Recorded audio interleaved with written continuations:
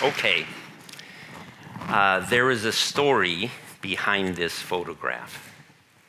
Because of COVID, 2020 was, as you know, a very strange year of isolation. But I found myself in an even stranger space. I had been diagnosed with terminal cancer. And I ended up on the 8th floor of the south wing of the Kyoto University Hospital. Everything in my life had changed. When you get such a diagnosis, you come face to face with your own mortality. So I thought, what does that mean? Well, the impending and absolute dissolution with all connection to this wonderful world.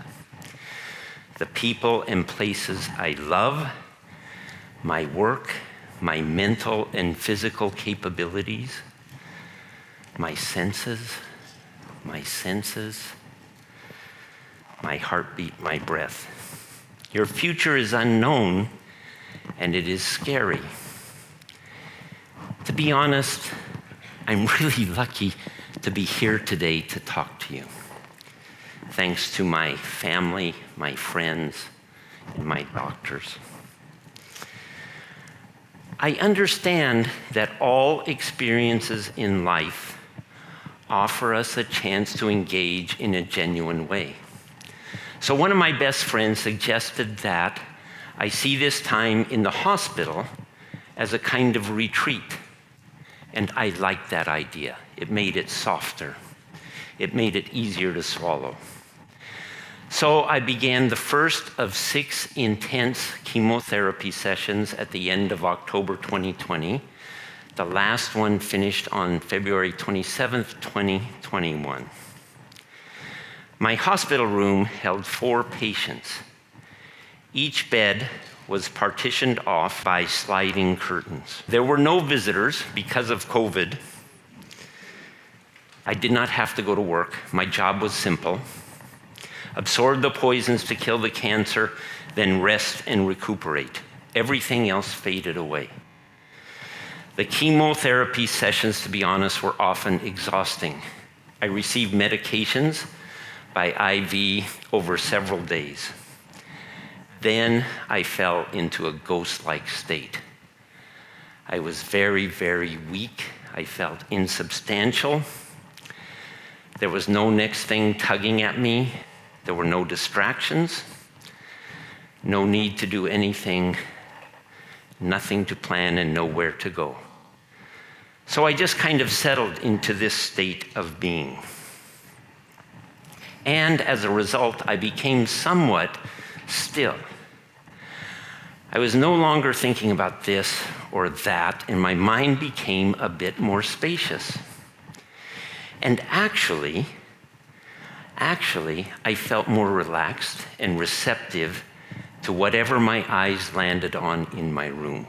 So this situation, these limited surroundings, my ghost-like state, and my training in mixong photography only deepened this experience. So what is mixong photography? Over a decade ago, I encountered this photograph of an ordinary cup of coffee. It stopped me cold. It radiated clarity and peace. This image shown here is by Michael Wood, a founder and developer of mixong. Mixong means good eye in the Tibetan language. This is not good in the sense of good or bad. Rather, it describes an eye that sees clearly, directly, and simply, as in Michael's photo. Around 1980, Michael started doing meditation, and then he encountered the Writings on Perception by Chogyam Trungpa Rinpoche. And this led him to develop a distinct approach to seeing. And together with his partner, Julie Dubos, they established the Mixong Institute for Contemplative Photography in 2009. Mixang aims to see the world as it is. We use the term direct perception. This is different from ordinary seeing, which we usually use to navigate through the world. Our mind mostly shades how we see. We lock things into categories. This is a stool.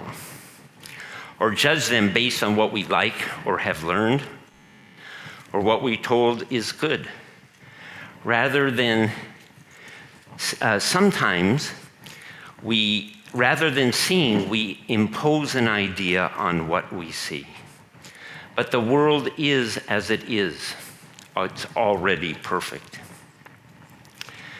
Direct perception is slow because it is in the moment. We merely pay close attention to what is in front of us. We see, we do not think. You cannot see and think at the same time. It's that simple. Concepts, labels, evaluations, and habits all get in the way. Instead, we meet the world head on. This results in images that are fresh. They feel genuine. We touch the wonder that surrounds us in daily life. So there are many exercises to develop direct perception. I've been studying it about 12 years now. So I always carry this small camera with me in case I see something. So it was only natural for me to bring it with me to the hospital. Back in the hospital, I began to slowly explore my visual environment, including the curtain that surrounded my bed. And I thought, geez, this is pretty cool.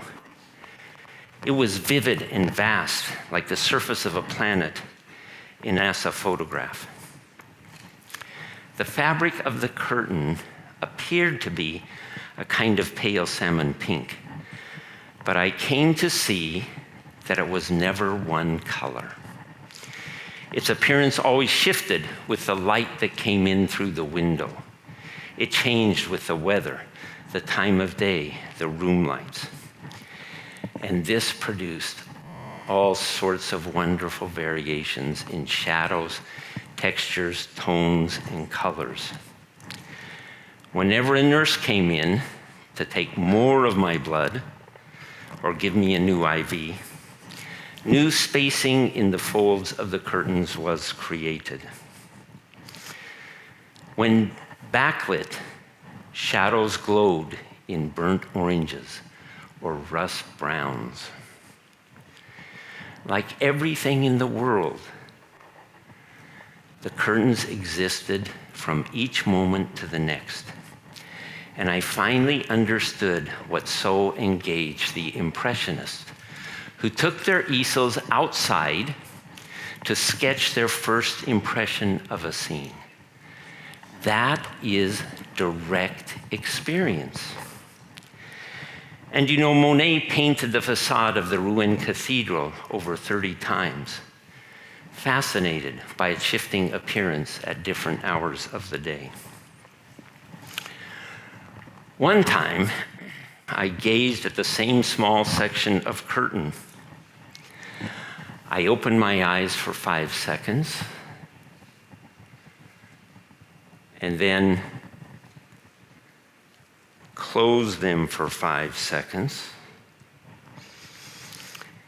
or longer, allowing time for any after image or thoughts to dissolve to quiet my mind. And then I opened my eyes again for 5 seconds.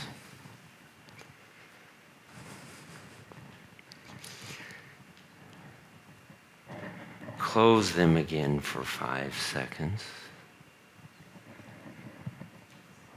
Open them again for 5 seconds. And I continued doing this for about 20 minutes. And what happened was gradually the curtain grew and grew and grew in real presence until it filled my entire awareness. It was something far beyond what we label as curtain. I was really seeing it. When seeing, I sometimes experience what I call a rush. And that is this sudden and overwhelming love for this world, a deep and joyful sense of connection. That's why I photograph. This experience is best expressed by the Zen priest and photographer, the late Zen priest and photographer, John Daido Loori. He said, "Seeing is perception with the original, unconditioned eye. It is a state of consciousness in which separation of photographer, subject, audience, image dissolves, in which a reality beyond words and concepts opens up. It is a state of consciousness in which a reality beyond words and concepts opens up." So, somehow this weird situation enabled me to let go of expectations, give up my striving, relax the chatter in my mind, and turn my awareness out. The chemo, the hospital, the cancer, what many would regard with anxiety, actually became a deep ground, a rich ground for deepening my ability to see. And I realized something very important. When we stop trying to manage our experience and let go, the world comes to us in all its richness. A few more images.